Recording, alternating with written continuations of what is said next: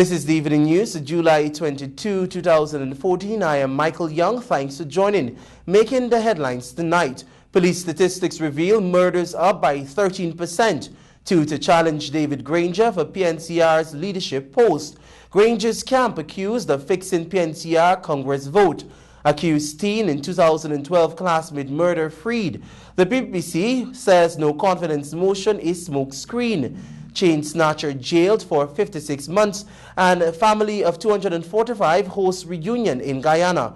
Now for the news in detail. Let's tell you first that the Public Relations Office of the Guyana Police Force has revealed that a stunning 19 deaths were recorded so far in the month of July. Murders are up by 13%. Here are more details in this report. While there has been a 7% drop in the number of serious crimes recorded in June 2014 when compared to the same period last year, all is not well in Guyana as the police force reveals a staggering 13% increase in murders during the same period. According to a statistics update from the force, there was a 13% increase in murders with a total of 69 murders when compared to 61 recorded last year. In the area of robbery on the arms, there was an overall increase by 22%, with 577 reports compared to 472 for the same period in 2013. The statistics indicate an increase of 33% in the number of armed robberies involving the use of firearms, while there was a 4% increase in robberies involving other instruments. Meanwhile, in traffic, some 57 road fatalities have been recorded from 52 accidents by the end of June this year. This is compared to 56 fatalities from 53 accidents during the same period last year. According to the police, speeding remains the #1 cause of fatal accidents. While most of these stats reflect up to June, additional information released by the police reveals that there have been some 19 deaths so far in the month of July.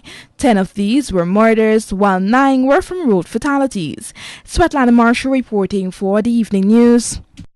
Thanks, Svetlana. The People's National Congress Reform today disclosed that 3 persons have been nominated to duel for the party's top leadership post. General Secretary Oscar Clark announced that David Granger, Aubrey Norton, and newcomer Sharma Solomon have all accepted nomination and will vie for the position of leader of the party this Sunday. This aspect of the election is perhaps the most important and comes amidst widespread concerns being expressed about Granger's inability to properly manage the affairs of the party. He's accused of employing an elitist approach which sees him disengaging the party's grassroots support base.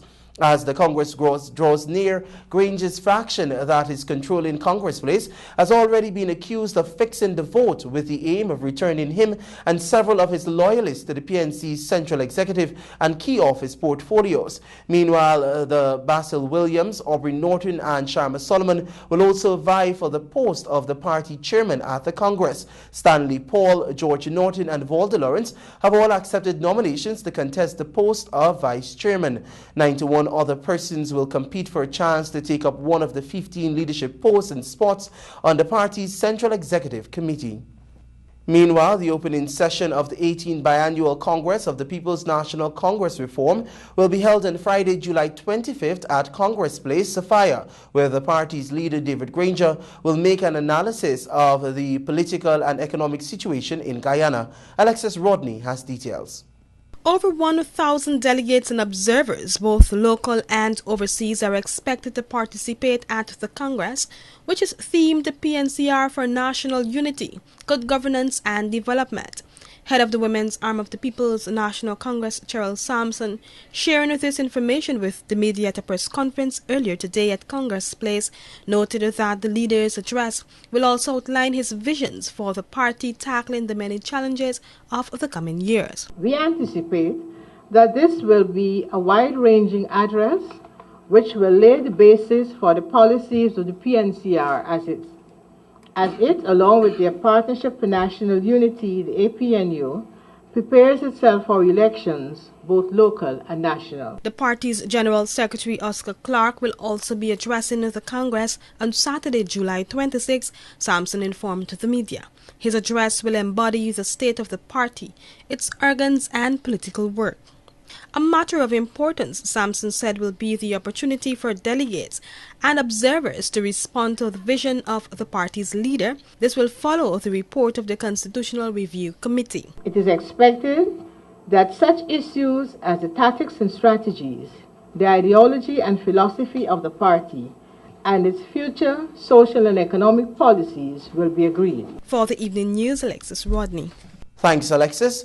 But the Region 10 People's National Congress Reform Committee has accused the Central Executive Committee of allegedly trying to rig the elections for the leader and chairman at this weekend's Congress built for Congress Place, Sophia. Committee members Leslie Gonzalez and Maurice Butters made the allegations against the CEC on Monday, 3 days ahead of the PNCR's Congress slated for July 24th to 26th. In defense of this bold argument, Gonzalez told media operatives on Monday that approximately 90 delegates were listed to participate in the upcoming Congress. However, the Linden Committee was recently informed that only 60 delegates would be admitted. In Silvertongue, I think it is, and industrial area, there are no known groups. What these groups would have done, they would have joined with other groups.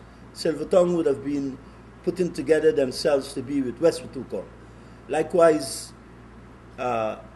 industrial area, they have moved across to the next group. What they did is to get Miss Adams, that's Sandra, to go around and meet people, take some names to say that, well, groups are established in these areas. I just make the reference of those two areas. So what we would have done, remember, it was said in the press statement about 800 members, which would have entitled us to in excess of 90.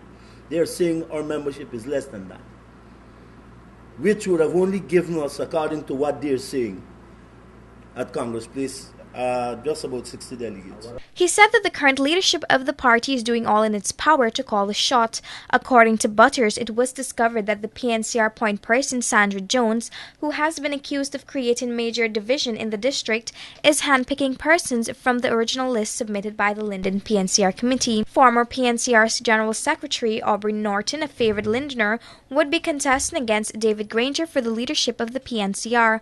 Norton had told the Evening News that there is an urgent need for the party to reconnect with its grassroots support base and membership at all levels. According to him, his decision to challenge Granger for the leadership was based on requests of several groups and party members who believe that he understands the fundamentals of the party and would therefore have the capacity and ability to move it forward. Norton, like other senior and long-standing PNC stalwarts, believes that the PNC should have a different leader from the Partnership for National Unity APNU coalition. He argued that there's a lot of work still to be done. Shania Singh for the Evening News. The People's National Congress Reform today poured cold water on concerns raised by a group of Linden representatives yesterday in relation to attempts being made to rig the upcoming elections at the party's biannual Congress. Hear more details from Jalicia Pinder. The Region 10 People's National Congress Reform Committee has accused the Central Executive Committee of trying to rig the elections for the leader and the chairman at this weekend's Congress built for Congress Place, Sophia. When questioned today on whether he has received any reports in this regard, the party's General Secretary Oscar Clark said that he has not received or seen any such reports. Where is that report? Well, sir, it's in all the newspapers today. I'm just hoping that you would have had a chance to see it. I haven't seen the report. Have they raised any concerns with you, that is the Linden representatives, the vice chairperson and the others, with respect to the amount of delegates that they have attending the Congress? No. The allegation was made by the committee's members Leslie Gonzalez and Maurice Butters yesterday. Gonzalez said that approximately 90 delegates were listed to participate in the upcoming Congress. However, this number has been reduced to 60. But Clark, in his defense, said that the only matter raised by the Linden representatives was the question of the delegates' representation at the Congress. He explained that the number of delegates is dependent on the number of members in the party. And according to the Constitution, one delegate is permitted for every 10 members who have been qualified. According to him, there is no reduction of delegates coming from Linden. Allegations have also been peddled by members themselves that there are phantom groups emerging from Linden. Clark bluntly denied any knowledge of any such groups. What they have raised with me is a question of the delegates' representation but not the number of persons who will be attending as delegates, the representation from the various groups. But they have not raised anything about numbers, because they, like me, agree that the numbers can't be changed. Meanwhile, in matters relating to suspended Region 10 Representative Vanessa Kissoon, Clark said that he is not in a position to say anything on the disciplinary committee since he is not a part of it. Asked to comment on the matter as General Secretary of the PNCR, Clark said that the party's constitution has a process to deal with matters involving disciplinary committees. He was responding directly to questions on the fate of a member who decides not to appear before the committee after being summoned. Suspended PNCR member Vanessa Kissoon, who was expected to appear before the disciplinary committee yesterday, has taken a position that she will not, since according to the Linden representatives, the party's leader had acted in contravention of the party's constitution. For the Evening News, I'm Alexis Rodney. 19-year-old Samuel Cornelius was today acquitted from a charge slapped against him for the alleged murder of his classmate 2 years ago. Cornelius was indicted with the murder of 17-year-old Anne Freeney Bowman on February 27, 2012. The incident took place at the Patterson's Lessons Place on Aubrey Barker Road, South Rhineville exit Georgetown. The trial began last Tuesday before Justice Diane Instanali and a mixed panel jury. State Counsel Natasha Baker presented some 9 witnesses to the court, including an eyewitness and several of the deceased relatives. Attorney-at-law Mark Waldron, representing the 19-year-old accused, subsequently made a no-case submission in the absence of the jury, stating that there is no evidence which indicates that his client had any intention of harming or killing Bowman. Following submissions made by the prosecution and the defense on the no-case application, Justice Instanali upheld the application and directed the jury to return a formal verdict of not guilty. However, before the judge could have set Cornelius free, the State Counsel informed the court that she is appealing the decision. Hence, the 19-year-old was placed on $300,000 bail pending the hearing and determination of the appeal. You're tuned to the Evening News. Join us on the other side of the break for more news.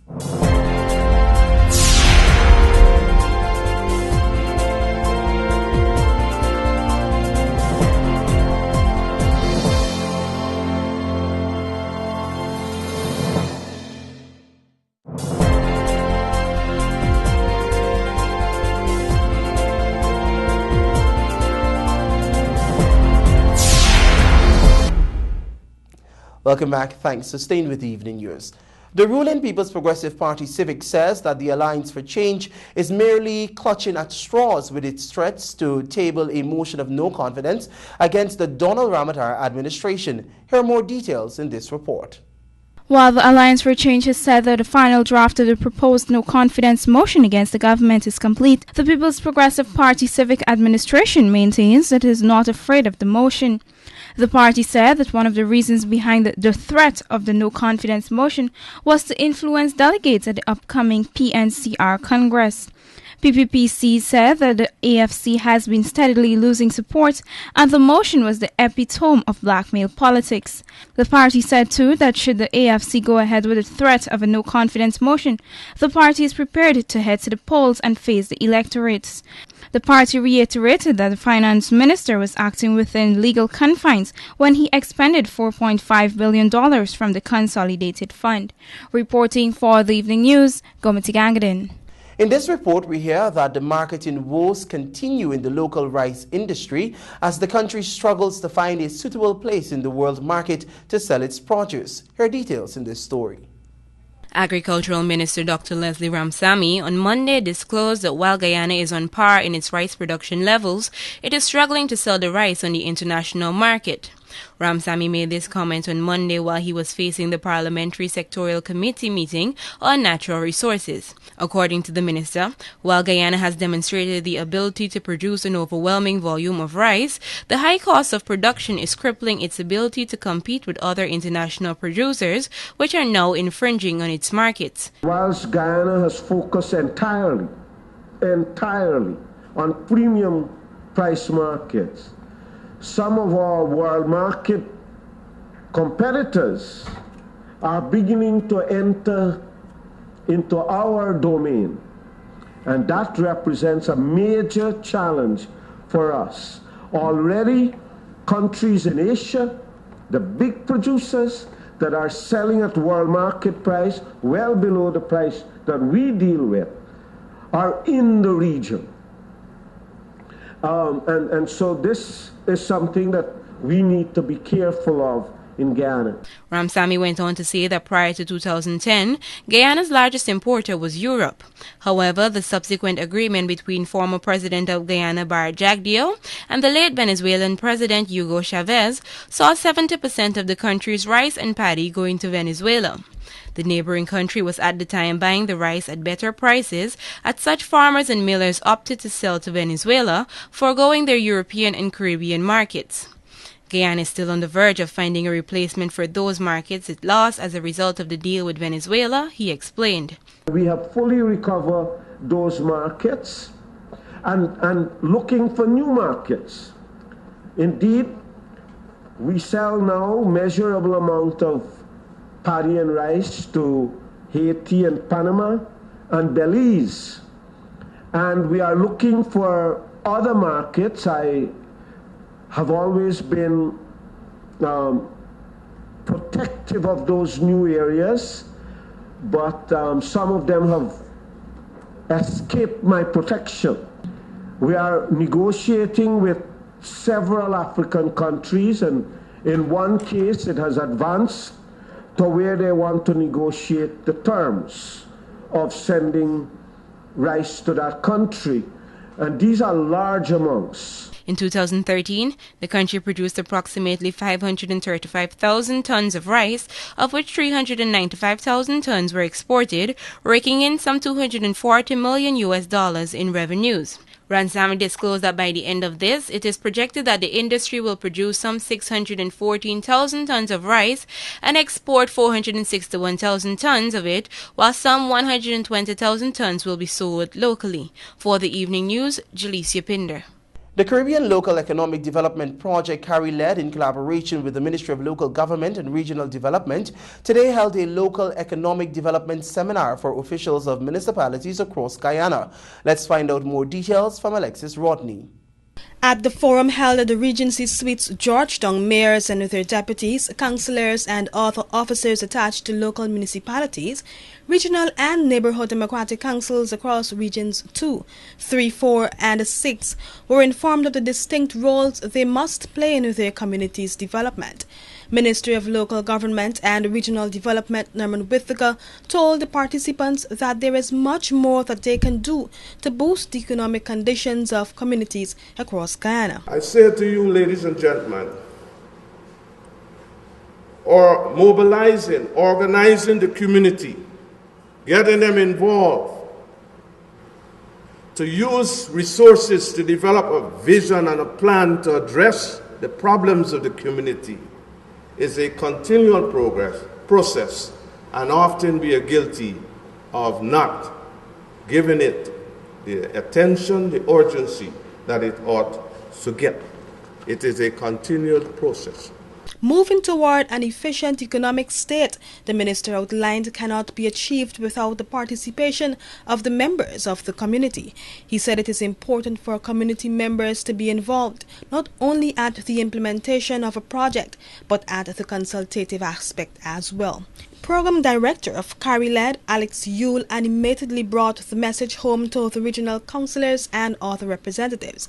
She said the organization, which receives funding from the Canadian government, currently offers its service to 7 countries around the world, including Guyana. In each of those countries, we work with the ministry responsible for local government. So, of course, in Guyana, it's the Ministry of Local Government and Regional Development.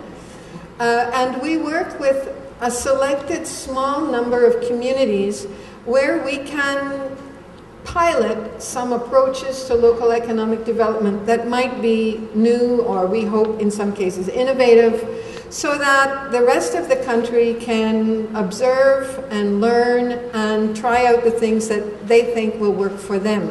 Yules said that regional and neighborhood democratic councils have distinct roles in stimulating growth in the local economy, reducing poverty, providing opportunities for employment, assisting small and medium-sized businesses to expand, and improving trade. For the Evening News, Alexis Rodney.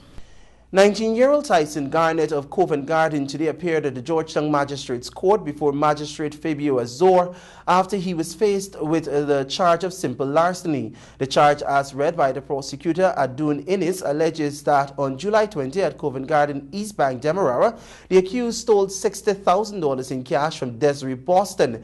Garnett pleaded guilty and told the court that he hid the money and could not find it after. Prosecutor Innis told the court that the defendant currently has a matter pending before the courts for assaulting his mother. Garnett was fined a sum of $75,000 or an alternative of 3 months imprisonment.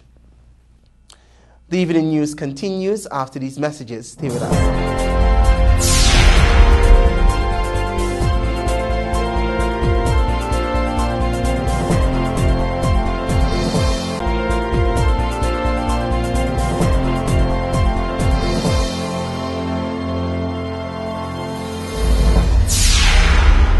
Welcome back. Thanks for staying with the Evening News. Finance Minister Dr. Ashley Singh told the Regional Conference of Tax Administrators yesterday that the government is implementing stronger measures to tackle tax evasion. More details in this report. Speaking at the opening ceremony of the Caribbean Organization of Tax Administrators 23rd General Assembly and Technical Conference at the Pegasus Hotel, Dr. Singh said the issue is worldwide and he hopes that participants at the conference come up with strong recommendations to tackle the scourge. The conference is being held under the theme, Efficient Tax Administration as a Catalyst to Growth and Development in the Caribbean Community. Dr. Singh told the gathering that there has been no time in regional history that this year's theme has been more relevant. He stated that this conference provides the Caribbean community with an opportunity to share experiences so that a change may occur. There has been no time in our region's history at which some of the central elements of this theme could have been deemed to be more relevant. Mrs. Field Ridley spoke of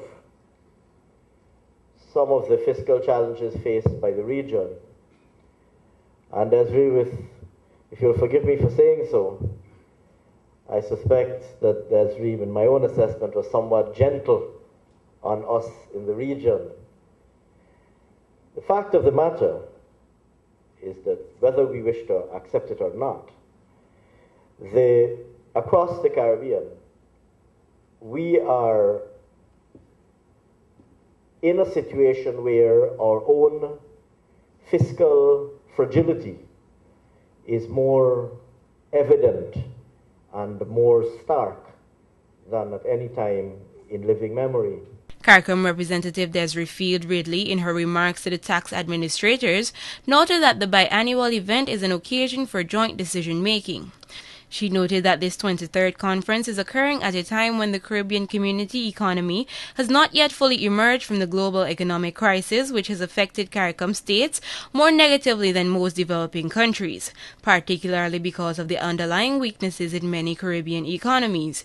This biennial event, for which tax administrations gather from across the community, is evidence of the CARICOM ethos of dialogue, cooperation, collaboration, sharing, and joint decision-making. And I do compliment tax administrators for persistently engaging these community principles over so many years. Ladies and gentlemen, this 23rd General Assembly and Technical Conference is occurring at a time when CARICOM economies have not fully emerged from the global financial and economic crisis, which has affected CARICOM states more negatively than most developing countries, particularly because of the underlying weaknesses in many of our economies, or lack of economic competitiveness and growing macroeconomic imbalances, including fiscal stress and huge public debt burden. Quota's 5-day event, which will conclude on Friday, will tackle issues such as reforming tax revenue administrations to meet the demand for higher fiscal revenues and broadening CARICOM towards generating higher revenues in current issues in tax administration. For the evening news, Jalicia Pinder. Shania Singh joins us to report that a family of over 245 people chose Guyana as their destination of choice to host their reunion as the Ministry of Tourism's Rediscover Guyana campaign is gaining momentum. On Monday evening, a family of over 200 persons stemming from UK, Toronto, and the US returned home to Guyana to host a family reunion. Guyana has been their destination of choice for the reunion, which has been held annually for the past 2 years by the Chance and Rimple family. Present at the reunion held at the Parkview Hotel was Minister of Tourism Irfan Ali, who applauded the family for choosing Guyana. You are a part of a number of family reunion and school reunion we're hosting this year. You know, last year and a half, we launched the Rediscover Home campaign, and now we are reaping all the benefits. Tutorial High School is bringing more than 400 Guyanese back home in another month to celebrate all those who have been to Tutorial High School. So this is the type of initiative that is really spreading the word, and if we ask of one favor of you, that is to take the good news out, spread the word, and let everyone know what they're missing by not being here. President Ramotar also attended the function and gave these remarks on persons considering Guyana as a destination. It's not that we don't have problems, we do have our problems. We do have crime as a problem for us, we still have to work against it. But it's not worse than many other places in the Caribbean where people go. It's not worse than Trinidad, it's not worse than Jamaica, it's not worse than St. Lucia. Shania Singh for the Evening News. The University of Guyana International Affairs Association, UGIAA, will be represented at the Model Organization of American States General Assembly Conference in Peru, which will commence on Tuesday. The UGIAA President Inder Paul Bisnot, head delegate for the Model Leshante Marx, Vice President Trishana Gavaya, Secretary Kerry Abrams, Assistant Secretary and Assistant Treasurer Keon Thorm, Keena Melville, Grace Hudson, Aliyah Singh, and Elise Harry are the 9 students that will be representing the University of Guyana during the 4-day conference. The conference will run from July 22 to 25 and is designed to promote democratic values among youths in the hemisphere through a simulation exercise of the OAS General Assembly. According to the UGIAA, during the model, students represent the OAS member states and negotiate resolutions that promote democracy, human rights, hemispheric security, and development in the Americas. Your regional and international news are next. You're tuned to the Evening News.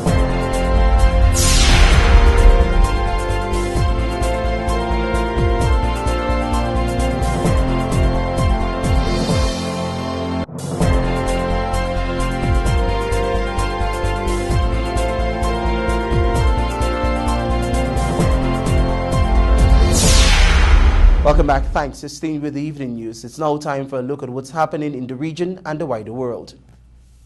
The protracted dry spell across Jamaica has led to a shortage of several food items on the island. This is according to the country's Agriculture Ministry, which completed an in-depth assessment on the impact of the protracted dry season on the island. Jamaica's Permanent Secretary in the ministry, Donovan Stanberry, said the vegetables that are hard to come by include carrots, lettuce, tomatoes, and onions. He called on the island's farmers to do more so as to ensure that the shortage does not expand to other basic commodities. Now, internationally, U.S. Secretary of State John Kerry began a diplomatic push yesterday to secure a ceasefire between Israel and Hamas, but senior U.S. officials acknowledged that this would be difficult. More than 500 people have died in the Gaza Strip, fighting the vast majority of them Palestinians, as Israel has pursued an air and ground offensive to stop rocket attacks on its territory from the Hamas-dominated Gaza Strip. Kerry began his consultations, which are expected to include meetings with top officials in Egypt and possibly elsewhere in the region, by meeting UN Secretary General Ban Ki-moon in Cairo last night. Kerry plans to stay in Cairo until tomorrow morning and has no currently scheduled end to his trip, which may entail talks with officials from Qatar. The Gulf state has relatively close ties to Hamas and hosts its leader. It's now time for a look at your bridge reports. The Demerara Harbour Bridge is expected to be closed from 8 hours 30 on Wednesday, July 23, 2014 for a period of 1.5 hours.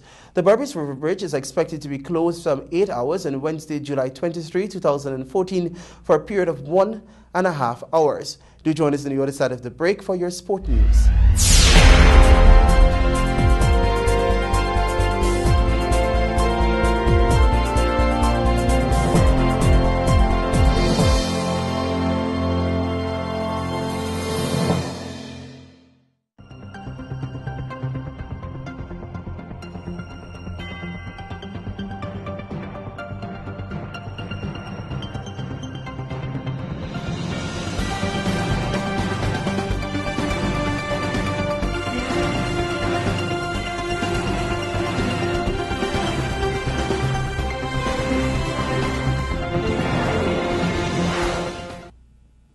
Welcome back. Thanks for staying with the evening news. It's now time for a look at what's happening in the world of sport. But first, your headlines. Vive House gives Limacol CPL security team high marks. Limacol CPL action continues tomorrow. Red Steel name change issue resolved. And the IGG basketball teams intensify training. Our sportscast is brought to you with the kind compliments of Macor. We believe that everything worth building should be built just once. That is why we build on culture, on trust, on integrity. We exist to do more, better, faster, safer. Your success depends on the foundation it's built on. Everything we do is meant to move you forward. Macor, let's build Guyana together. The management of the Limacol Caribbean Premier League has announced that the matter regarding the naming of a Red Steel franchise has been resolved and that the team will once again proudly bear the name of Trinidad and Tobago Red Steel. The Limacol CPL said it would particularly like to thank the Minister Gary Smith for his timely intervention in the matter and for his support in bringing it to a positive conclusion. The Limacol CPL said it can now concentrate its efforts on ensuring that the remainder of the tournament is a resounding success and that cricket fans across the world enjoy it to the fullest.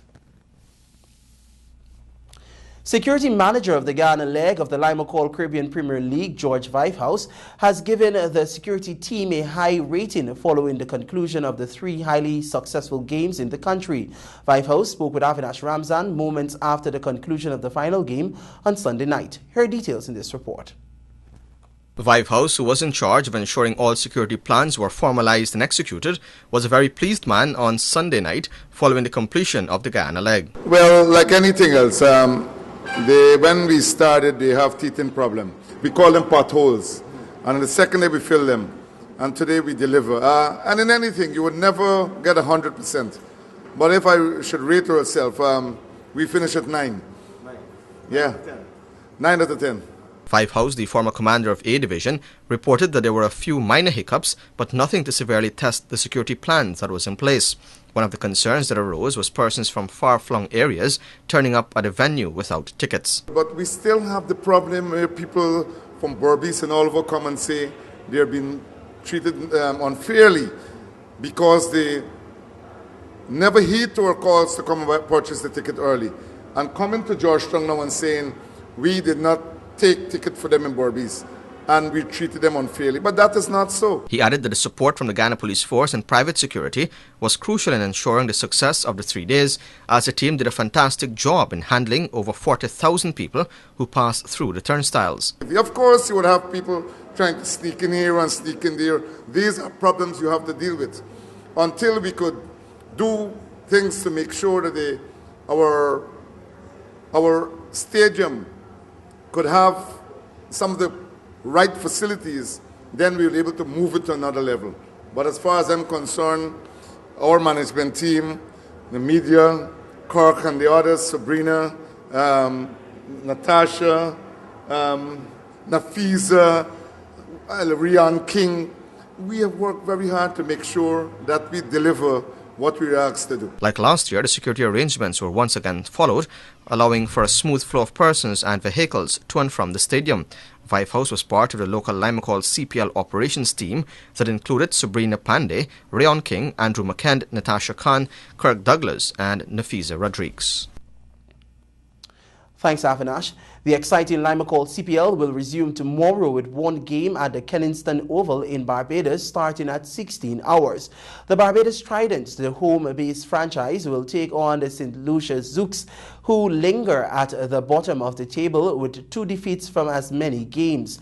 The Tridents sit at number 4 with a win and a loss from 2 games and no doubt will be looking to move further up the table. The Darren Sammy-led Zouks have lost both their games, but it's still early days in the competition and a victory will at least put them back on the road to recovery. You can follow the action live by tuning in to TVG Channel 28 and RGI 89.5 FM or read all about it in the Daily Guyana Times. Youth Basketball Guyana is strongly preparing the Inter-Guyana Games basketball team for the Tri-Nation event that is scheduled for August in Guyana. Tristan Joseph visited training sessions earlier today and filed this report. The players were running 5-on-5 scrimmages with both the male and female players under the watchful eyes of Canadian-based coach Sherlyn Chance and Guyanese coach Lugard Mohan. The females seem to have good ball handling skills and understanding of the game, while the men seem to be gelling well with each other during the practice session. Speaking with Chance, he highlighted some of the things they are doing with the group of players. Very impressed with the speed. Intensity has picked up a lot over the last couple of days. Just a couple little things we have to work on, but I think I really corrected a lot of those things. Defense, talking to each other, communication is very important in basketball. So we're trying to get that across to them, that they have to communicate with each other, share the basketball, and work together as a team. Chance also highlighted the major difference he saw with the Guyanese players compared to the overseas players that he coached. It's okay to run up and down and play scrimmage all the time, but if you don't have the basic dribbling, passing, teamwork, shooting, if you don't have the basics, then the scrimmaging doesn't help. So you need to combine the fundamentals along with the playing. So I think that's the biggest difference that I've noticed is fundamentals. A lot of the guys are weak in some of the basic fundamentals. While Chance noted that the players have been showing their level of IQ, which is a plus, former CARICOM basketball champion of the 1996 national team, Audrey Dorn, noted the reason for their group's involvement with the YBG. When we heard about the team in training and this was the time for us to be here for our family reunion, what better way to give back to our country than to work with this wonderful group. Dorn also revealed that it was the Minister of Tourism, Irfan Ali, who set the link between the group and the YBG to conduct the training sessions. The group also plans on donating items to various elderly homes. The IGG basketball tournament will be held on the first weekend in August among Guyana, Suriname and French Guiana. Close to 3 dozen young riders are being edified on the basics of cycling as the 38th annual Teach Them Young cycling program gains momentum in week 2. Avinash Ramzan reports. National cycling coach Hassan Mohammed, who has been conducting the program since its inception in 1977, described the turnout as reasonable, noting that the inclement weather and the fact that persons were unaware that the program started may have been the reasons for the low turnout. When TVJ visited the national park on Tuesday morning, most of the participants had already left for lessons, but a few who remained were seen training with the older cyclists who usually take part in the program. And a result of this program, we are producing cyclists of international standard, not to the extent of winning a gold medal at the Olympic game or the Commonwealth game, but we are doing pretty well because we don't have the facilities, but we are trying. But all in all, I could say that the turnout is building up right now. We got over 32 registered. Mohammed said he's still open to persons wishing to join the camp, noting that the registration process is simple, as all they need to do is turn up at a national park between 9 to 11 hours 30, Mondays to Fridays. Apart from instilling discipline, Mohammed explained that there are several other areas of the game he will be focusing on during the National Sports Commission sponsored activity. What is important, the topic is to focus on what you really want to do. How to ride your cycle, how to get proper momentum of your bike, your pair of legs, how you must be placed on the pedal, the right height of the bicycle, These are things. The art of the game is pedaling, right? So I'll be focusing mostly on the basic setting of the cycle, how to be in a position, how to be stationed on your bike, and other things as they develop, I would increase. Boasting that the nursery is the oldest in the Caribbean, Mohammed said the program has served its purpose over the years, which is to consistently produce cyclists who can go on to represent the nation at international competitions. The work is there. Who want to challenge it, they challenge it. I am very happy about that. 38 years, I didn't waste time, and I'm still not wasting time, right? You name the cyclists that didn't come out to this park. It's very important. You name them. All of them come out. And as a result, they came out because I used my initiative to get them to ride BMX cycle at a tender age. The program, which started on July 11, will conclude on August 31. Thanks, Avinash. That has brought us to the end of the evening news for today, July 22, 2014. Please remember to get a copy of tomorrow's edition of the Ghana Times for details on these stories and other news. I'm Michael Young. Thanking you very much for joining us. Goodbye.